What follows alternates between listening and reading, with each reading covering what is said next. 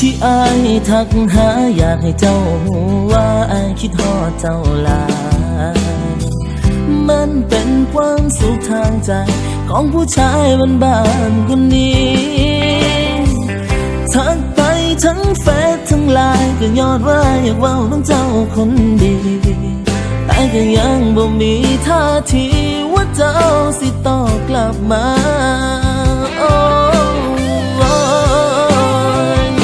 หันแชทสีชมพูเขาบ่สนใจก็หันมาเบิ่งแชทสีฟ้าก็ได้เด้อบ่แม่นว่าอายว่าแค่อยากสิเว้ากับเธอถ้าตอบแชทน้องอยู่เด้อฮู้บ่รำคาญก็บอกกันเด้อสิบ่สะไปทางเจ้าอีกฮู้อยู่ว่าบ่มีสิทธิ์มันผิดตั้งแต่พักแล้วล่ะลูกนิดก็บอกกันด้วยคนห่วยก็บอกกันมาสิบ่ทักไปหาท่านเจ้าบ่อยากเว้าน้ำเพื่อให้เจ้าสบายใจ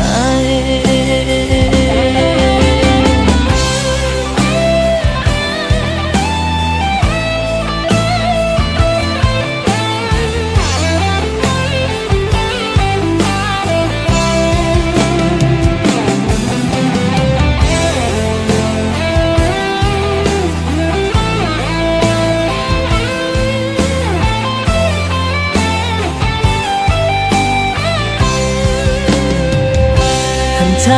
ทสีชมพูเขาบ่สนใจก็หันมาเบิ่งแชทสีฟ้าก็ได้เด้อบ่แม่นว่าอายว่าแค่อยากสิเว้ากับเธอถ้าตอบแชทน้องอยู่เด้อฮู้บ่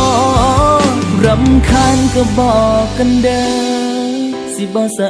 ไปทางเจ้าอี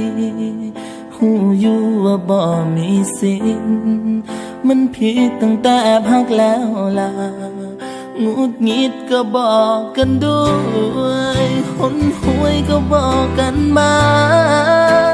สิบ่ทัก